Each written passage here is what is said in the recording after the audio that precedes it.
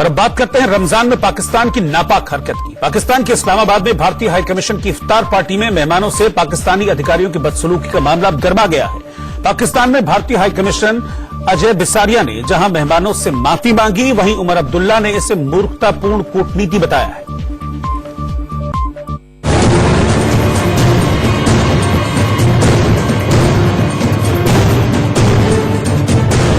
India news के पास 1 जून को इस्लामाबाद में हुए भारतीय हाई कमीशन की इफ्तार पार्टी का एक्सक्लूसिव वीडियो है। इस वीडियो में कई मेहमान दिख रहे हैं, लेकिन ज्यादातर कुर्सियां खाली हैं और पाकिस्तान में भारतीय हाई कमिश्नर अजय बिसारिया मेहमानों का शुक्रिया अदा करते भी दिख रहे हैं। बताया जाता है कि इस्लामाबाद में भारतीय उच्चायोग की इफ्तार पार्टी में पाकिस्तानी एजेंसियों द्वारा मेहमानों से बदसलूकी की गई। सूत्रों के मुताबिक पाकिस्तानी एजेंसियों ने पहले मेहमानों को फोन किया और धमकी दी कि अगर वो भारतीय उच्चायोग की इफ्तार पार्टी में शामिल हुए तो उन्हें गंभीर परिणाम भुगतने होंगे। इसके अलावा 1 जून को होटल सेरेना के बाहर पाकिस्तानी एजेंसियों ने घेराबंदी की और मेहमानों को धमकाया और फिर उसके बाद में उन्हें वापस घर भेज दिया। मामला सामने आया तो पाकिस्तान में भारतीय हाई कमिश्नर अजय बिसारिया ने मेहमानों से माफी मांगी। अजय बिसारिया ने कहा, हम उन सभी मेहमानों से माफी मांगते हैं जिन्हें शनिवार को जबरदस्ती वापस भेज दिया गया। ऐसी हरकत बेहद निराशाजनक है। इस मामले में भारतीय उच्चायुक्त ने पाकिस्तान के विदेश मंत्रालय को खत लिखकर विरोध जताया।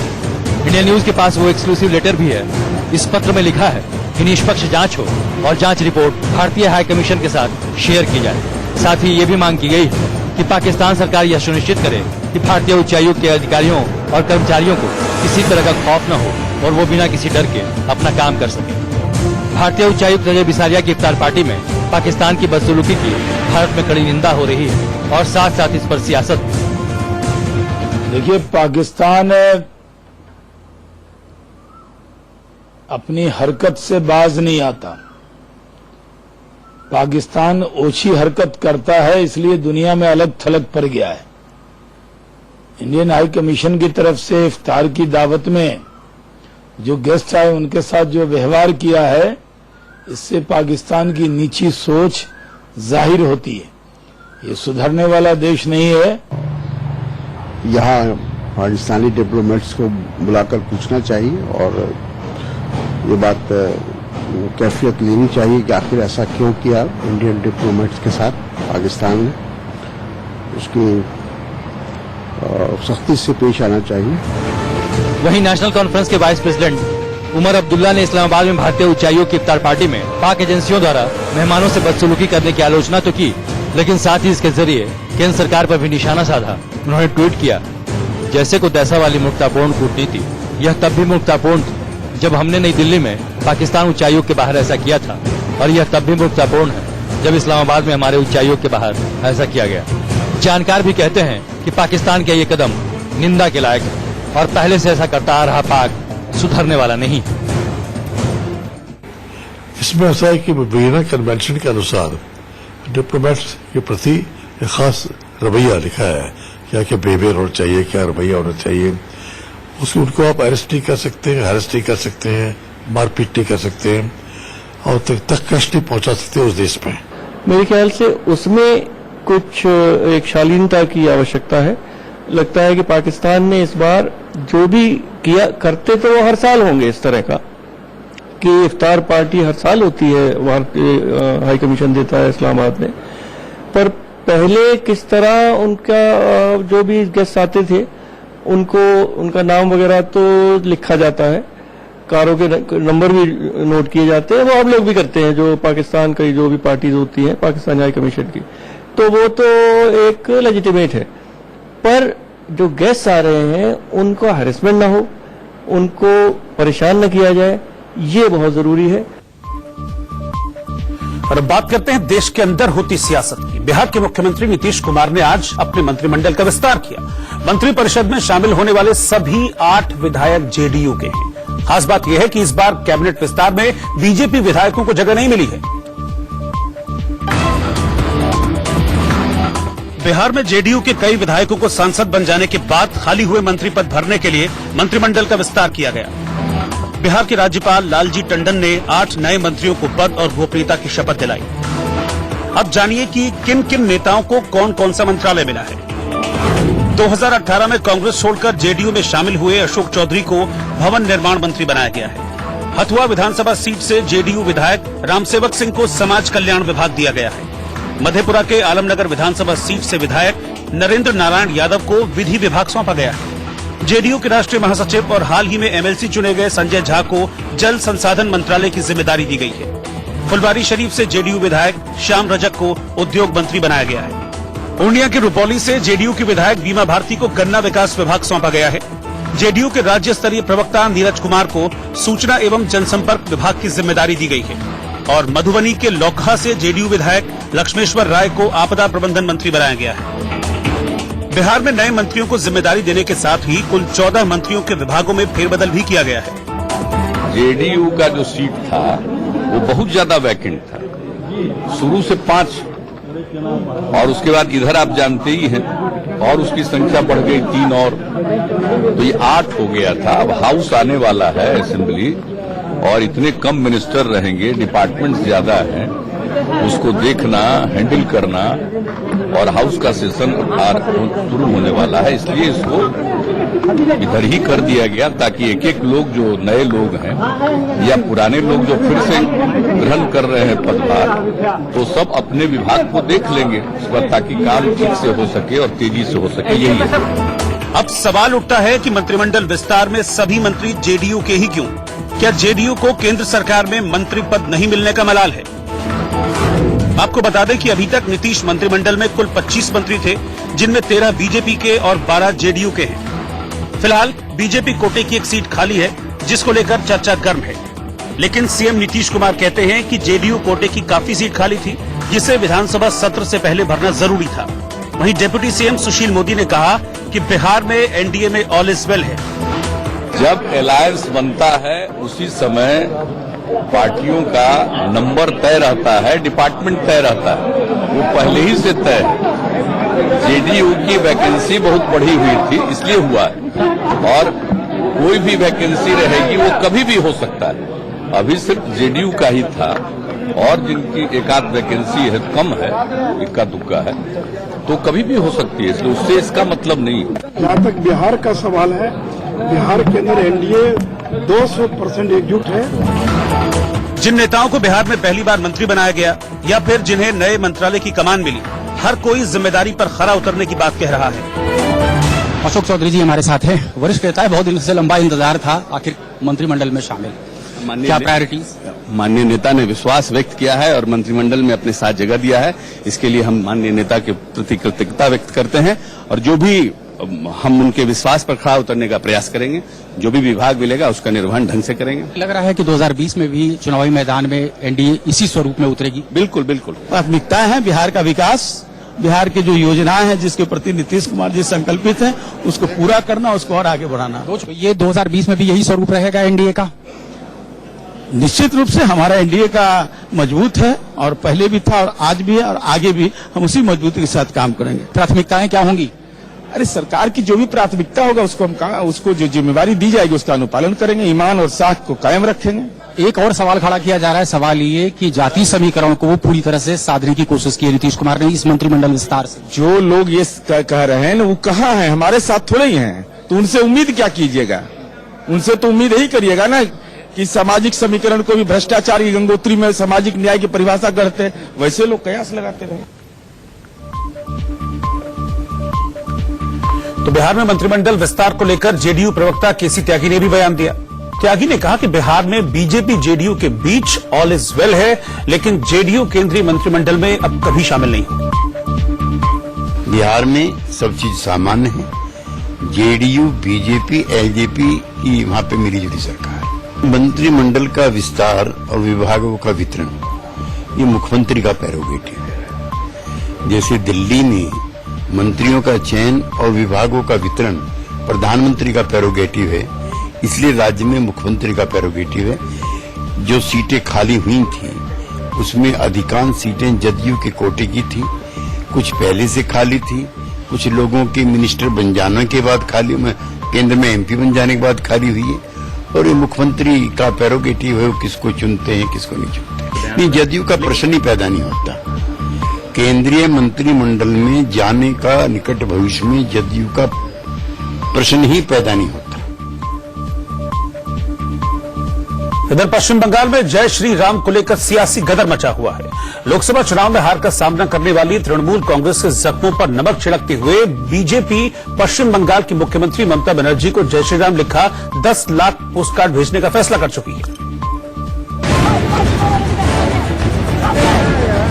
आम चुनाव से लेकर चुनाव के बाद तक श्रीराम के नाम पर बंगाल में सियासत थम नहीं रही है। लोकसभा चुनाव के दौरान वहां बीजेपी ने जय श्री राम पर बिसात बिछाई और सीएम ममता बनर्जी इस नारे को सुनकर बौखलाती रही। जय श्री राम कहने वालों को गुंडा तक कह दिया। 1 जून को भी बैरकपुर में ममता के 2 मंत्रियों की पार्टी कार्यकर्ताओं के साथ मीटिंग चल रही थी। इसी दौरान वहां जुटी भीड़ ने जय श्री राम के नारे लगाए तो उन्हें रोकने के लिए लाठीचार्ज किया गया। बंगाल की इसी सियासत को आगे बढ़ाया है बीजेपी के नवनिर्वाचित सांसद अर्जुन सिंह ने। अर्जुन सिंह ने कहा, हमने मुख्यमंत्री के आवास पर 10 लाख पोस्टकार्ड भेजने का निर्णय लिया है जिन पर जय श्री राम लिखा होगा। अर्जुन सिंह ने ये बात तब कही जब तृणमूल कांग्रेस के नेता की बैठक के सामने जय श्री राम के नारे लगाने के बाद बीजेपी कार्यकर्ताओं पर पुलिस ने लाठीचार्ज कर दिया। आपको बता दें कि अर्जुन सिंह तृणमूल कांग्रेस के विधायक रह चुके हैं। आम चुनाव से पहले बीजेपी में शामिल हुए थे। जाहिर है कि बंगाल में बीजेपी जय श्री राम वाले नारे को मुद्दा बनाकर आगे बढ़ना चाहती है, क्योंकि ममता जितना ही इस नारे से चिढ़ती जाएंगी, विरोधी उसे उतना ही टूल देंगे और फायदा बीजेपी के पक्ष में जाएगा और इसका फायदा बीजेपी को मिलने भी लगा है।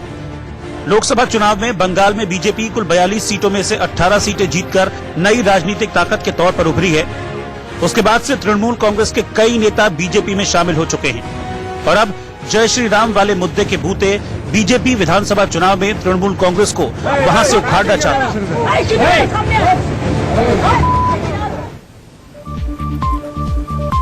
और इसी बीच बीजेपी सांसद साक्षी महाराज ने ममता बनर्जी पर विवादित बयान दे दिया। साक्षी महाराज ने कहा कि ऐसी हरकतों से लगता है कि ममता हिरण्यकश्यप के खानदान की तो नहीं है। बंगाल की जब बात आती है तो त्रेता याद आता है। एक राक्षस राज था हिरण्यकश्यप, उसके बेटे ने कह दिया था जय श्री राम, तो बाप ने बेटे को जेल में बंद कर दिया था। बहुत सारी यातनाएं दी थी और वही दोहराया जा रहा बंगाल में। तो लगता है कि हिरण्यकश्यप के खानदान की तो नहीं है ममता। जय श्री राम कहने वालों को यातनाएं दी जा रही हैं, जेल में भेजा जा रहा है। परिणाम ये हो गया कि ये स्थिति बनी कि बंगाल में जय श्री राम कहने से वो खिसियाने लगी, गालियां देने लगी, सड़कों उतरने लगी और उसके विरोध में पता नहीं क्या क्या योजनाएं बनाने लगी। इधर गृह मंत्रालय का कार्यभार संभालने के बाद अमित शाह एक्शन में नजर आ रहे हैं। आज उन्होंने नेशनल पुलिस मेमोरियल पहुंचकर जवानों को श्रद्धांजलि दी। इसके बाद उन्होंने म्यूजियम का मुआयना किया। अमित शाह ने राष्ट्र के लिए सेवा के दौरान शहादत देने वाले 34,000 से ज्यादा पुलिसकर्मियों को यहां पर श्रद्धांजलि दी। उन्होंने कहा कि इन शहीद पुलिसकर्मियों के सर्वोच्च बलिदान के कारण ही भारत सुरक्षित है। इस मौके पर केंद्रीय गृह सचिव राजीव गाबा और गुप्तचर ब्यूरो के निदेशक राजीव जैन भी मौजूद थे। इससे पहले शनिवार को अमित शाह ने चार्ज लेते ही ताबड़तोड़ बैठकें की, जिसमें अलग अलग राज्यों के गवर्नर, जूनियर मिनिस्टर्स, मुख्यमंत्री और बीजेपी नेता शामिल थे।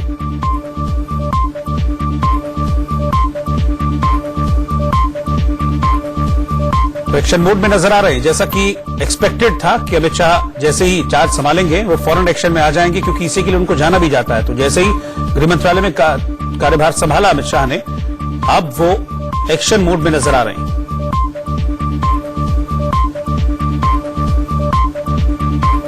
प्रधानमंत्री मोदी के नाम पर लैपटॉप बांटने के फ्रॉड केस में दिल्ली पुलिस ने एक आरोपी को गिरफ्तार किया है। दिल्ली पुलिस की साइबर सेल ने नागौर से राजेश जांगेड़ नाम के एक स्टूडेंट को गिरफ्तार किया है। इस छात्र पर आरोप है कि उसने modi_laptop wishguruji.com नाम से एक वेबसाइट बनाई थी। इसमें नई सरकार बनने के बाद 2 करोड़ लैपटॉप बांटने की बात कही गई थी और इस वेबसाइट को 2 दिन में 15 लाख लोग विजिट भी कर चुके थे। वेबसाइट पॉपुलर कराने और डेटा आने के बाद उसे मिसयूज करना है या फिर इसका आगे कुछ और करना है या फिर कोई और प्लानिंग करनी है, इसकी वो योजना बना रहा था। 31 मई को साइबर सेल ने खुद FIR दर्ज कर इस मामले की जांच शुरू की और कल नागौर से इस शख्स को, इस छात्र को गिरफ्तार कर लिया गया।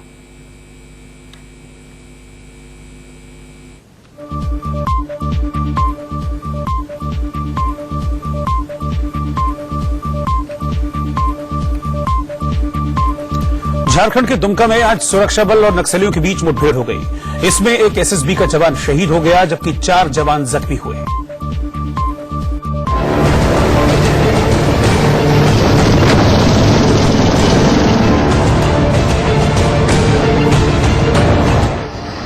एनकाउंटर के बाद घायल जवानों को एयरलिफ्ट कर अस्पताल पहुंचाया गया, लेकिन एसएसबी के एक जवान को नहीं बचाया जा सका। बताया जाता है कि सुबह करीब 3 बजे दुमका में रानेश्वर थाना इलाके के कठलिया गांव में सुरक्षा बलों और नक्सलियों के बीच एनकाउंटर हुआ। दोनों तरफ से गोलीबारी हुई। 4-5 नक्सलियों को गोली लगी और नक्सलियों की गोली से एक जवान शहीद हो गया और 4 जवान घायल हो गए। पुलिस की तरफ से भी फायरिंग हुआ है और नक्सल की तरफ से भी फायरिंग हुआ था, और जिसमें हमारे सूचना के अनुसार जो है अभी 4 या 5 नक्सल को गोली लगा हुआ है। हमारा सर्च ऑपरेशन भी चल रहा है और हमारे तरफ से एक जवान, टोटल 4 जवान को 5 जवान को घायल हुए हैं और उसमें 3 जवान जो है बहुत छोटा घायल है और उसमें कोई सीरियस बात नहीं है। शहीद जवान की पहचान असम निवासी नीरज क्षत्रिय के रूप में हुई है, जबकि घायल जवानों में राजेश कुमार राय, करण कुमार, सतीश गुज्जर और सोनू कुमार शामिल हैं। राजेश राय और करण को रांची भेज दिया गया है। दरअसल सुरक्षा बलों को इनपुट मिला था कि इस इलाके के जंगल और पहाड़ी इलाकों में नक्सली जुटे हैं, वो किसी बड़ी घटना को अंजाम देने की योजना बना रहे हैं। इसी सूचना के आधार पर सर्च ऑपरेशन चलाया गया, तभी नक्सलियों ने फायरिंग शुरू कर दी। पुलिस को और जो एसएसबी जवान को वहां पर निरंतर ऑपरेशन चल रहा था, उसको टारगेट बनाने के लिए लोग बड़ा से योजना बना रहे थे। तो उसी बीच में हमको इन्फॉर्मेशन मिला था, तो हमने ऑपरेट किए थे।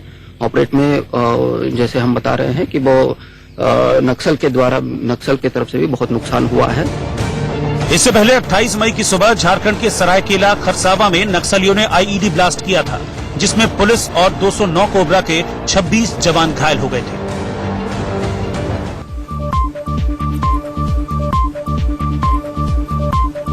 और अब वर्ल्ड कप क्रिकेट से जुड़ी बड़ी खबर।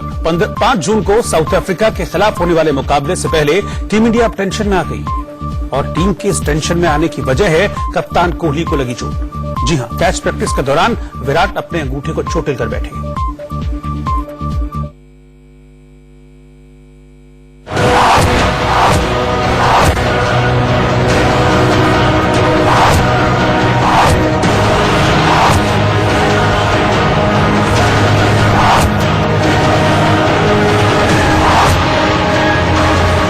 इन तस्वीरों ने बढ़ाई टीम इंडिया की टेंशन।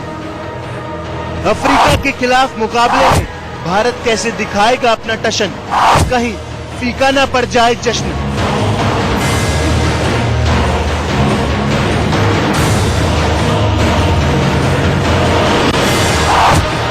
इंग्लैंड में जहां एक और टीम इंडिया अपने पहले मुकाबले के लिए नेट्स पर जमकर पसीना बहा रही है, तो वहीं दूसरी ओर इसी प्रैक्टिस के बीच टीम के कप्तान विराट कोहली अपने आप को चोटिल कर बैठे। कैच प्रैक्टिस के दौरान विराट के अंगूठे में चोट लग गई। इसके बाद कोहली फिजियो के पास पहुंचे और अंगूठे पर स्प्रे लगवाया।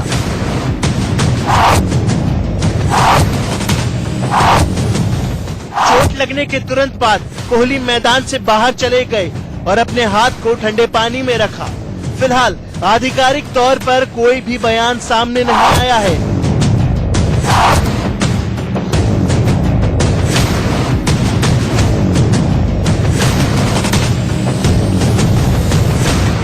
लेकिन भले ही अंगूठे में लगी चोट के बाद विराट मैदान से बाहर चले गए थे, लेकिन उसके बाद भी सारा दर्द साइड में रख उन्होंने जिम में जमकर पसीना बहाया और बता दिया कि वो विश्व कप का आगाज जीत के साथ करना चाहते हैं। फिर कोई भी बाधा सामने आ जाए वो रुकने वाले नहीं हैं। प्रशांत शर्मा, इंडिया न्यूज।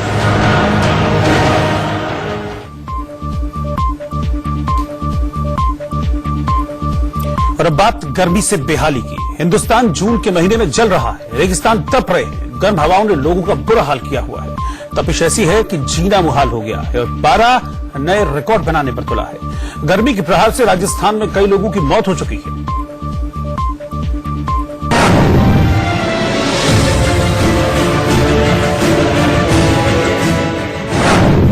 शहर शहर गर्मी का प्रचंड कहर।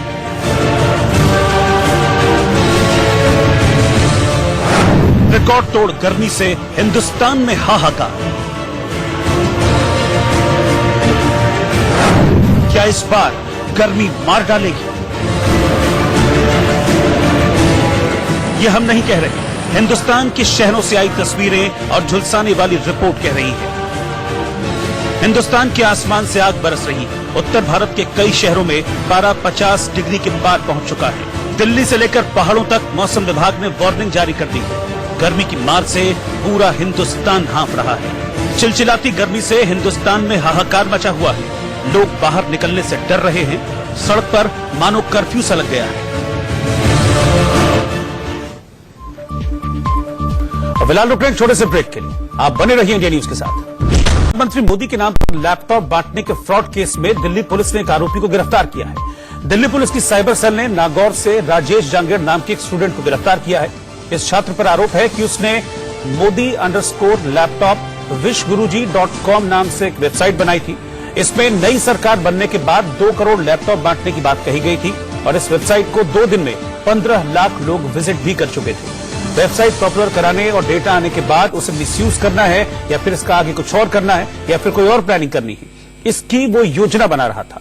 31 मई को साइबर सेल ने खुद FIR दर्ज कर इस मामले की जांच शुरू की और कल नागौर से इस शख्स को, इस छात्र को गिरफ्तार कर लिया गया।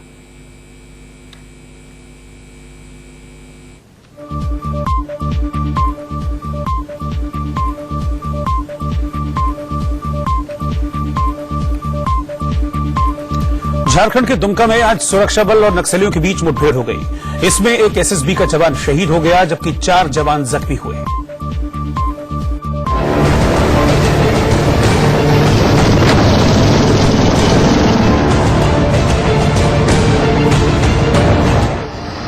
एनकाउंटर के बाद घायल जवानों को एयरलिफ्ट कर अस्पताल पहुंचाया गया, लेकिन SSB के एक जवान को नहीं बचाया जा सका। बताया जाता है कि सुबह करीब 3 बजे दुमका में रानेश्वर थाना इलाके के कठलिया गांव में सुरक्षा बलों और नक्सलियों के बीच एनकाउंटर हुआ। दोनों तरफ से गोलीबारी हुई। 4-5 नक्सलियों को गोली लगी और नक्सलियों की गोली से एक जवान शहीद हो गया और 4 जवान घायल हो गए। पुलिस की तरफ से भी फायरिंग हुआ है और नक्सल की तरफ से भी फायरिंग हुआ था और जिसमें हमारे सूचना के अनुसार जो है अभी 4 या 5 नक्सल को गोली लगा हुआ है। हमारा सर्च ऑपरेशन भी चल रहा है और हमारे तरफ से एक जवान, टोटल 4 जवान को, 5 जवान को घायल हुए हैं और उसमें 3 जवान जो है बहुत छोटा घायल है और उसमें कोई सीरियस बात नहीं है। शहीद जवान की पहचान असम निवासी नीरज क्षत्री के रूप में हुई है, जबकि घायल जवानों में राजेश कुमार राय, करण कुमार, सतीश गुज्जर और सोनू कुमार शामिल हैं। राजेश राय और करण को रांची भेज दिया गया है। दरअसल सुरक्षा बलों को इनपुट मिला था कि इस इलाके के जंगल और पहाड़ी इलाकों में नक्सली जुटे हैं, वो किसी बड़ी घटना को अंजाम देने की योजना बना रहे हैं। इसी सूचना के आधार पर सर्च ऑपरेशन चलाया गया, तभी नक्सलियों ने फायरिंग शुरू कर दी। पुलिस को और जो SSB जवान को वहां पर निरंतर ऑपरेशन चल रहा था, उसको टारगेट बनाने के लिए लोग बड़ा से योजना बना रहे थे। तो उसी बीच में हमको इन्फॉर्मेशन मिला था तो हमने ऑपरेट किए थे। ऑपरेट में जैसे हम बता रहे हैं कि वो नक्सल के तरफ से भी बहुत नुकसान हुआ है। इससे पहले 28 मई की सुबह झारखंड के सरायकेला खरसावा में नक्सलियों ने IED ब्लास्ट किया था, जिसमें पुलिस और 209 कोबरा के 26 जवान घायल हो गए थे।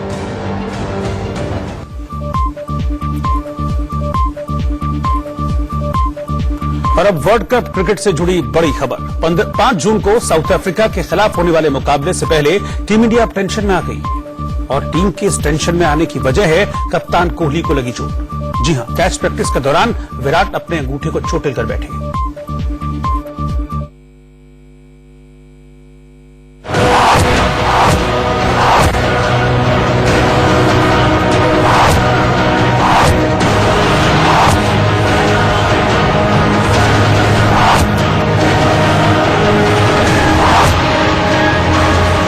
इन तस्वीरों ने बढ़ाई टीम इंडिया की टेंशन। अफ्रीका के खिलाफ मुकाबले में भारत कैसे दिखाएगा अपना टशन, कहीं फीका न पड़ जाए जश्न।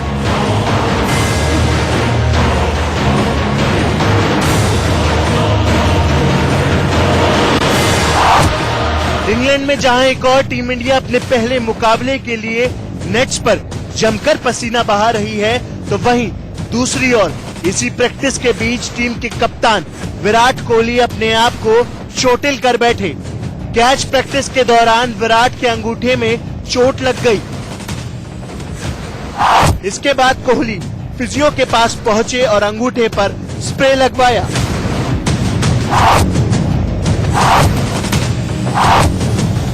चोट लगने के तुरंत बाद कोहली मैदान से बाहर चले गए और अपने हाथ को ठंडे पानी में रखा। फिलहाल आधिकारिक तौर पर कोई भी बयान सामने नहीं आया है।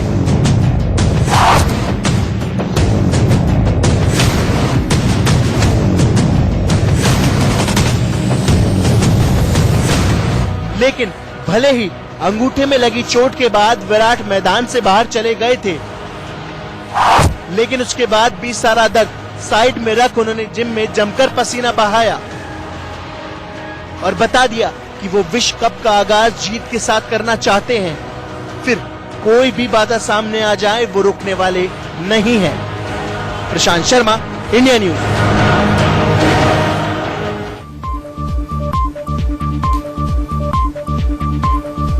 और अब बात गर्मी से बेहाली की। हिंदुस्तान जून के महीने में जल रहा है, रेगिस्तान तप रहे हैं, गर्म हवाओं ने लोगों का बुरा हाल किया हुआ है। तपिश ऐसी है कि जीना मुहाल हो गया है और 12 नए रिकॉर्ड बनाने पर तुला है। गर्मी के प्रहार से राजस्थान में कई लोगों की मौत हो चुकी है।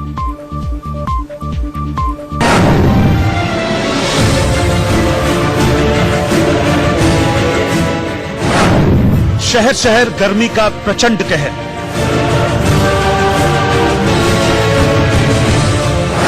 रिकॉर्ड तोड़ गर्मी से हिंदुस्तान में हाहाकार। क्या इस बार गर्मी मार डालेगी? ये हम नहीं कह रहे, हिंदुस्तान के शहरों से आई तस्वीरें और झुलसाने वाली रिपोर्ट कह रही है। हिंदुस्तान के आसमान से आग बरस रही है। उत्तर भारत के कई शहरों में पारा 50 डिग्री के पार पहुंच चुका है। दिल्ली से लेकर पहाड़ों तक मौसम विभाग ने वार्निंग जारी कर दी है। गर्मी की मार से पूरा हिंदुस्तान हांफ रहा है। चिलचिलाती गर्मी से हिंदुस्तान में हाहाकार मचा हुआ है। लोग बाहर निकलने से डर रहे हैं। सड़क पर मानो कर्फ्यू सा लग गया है।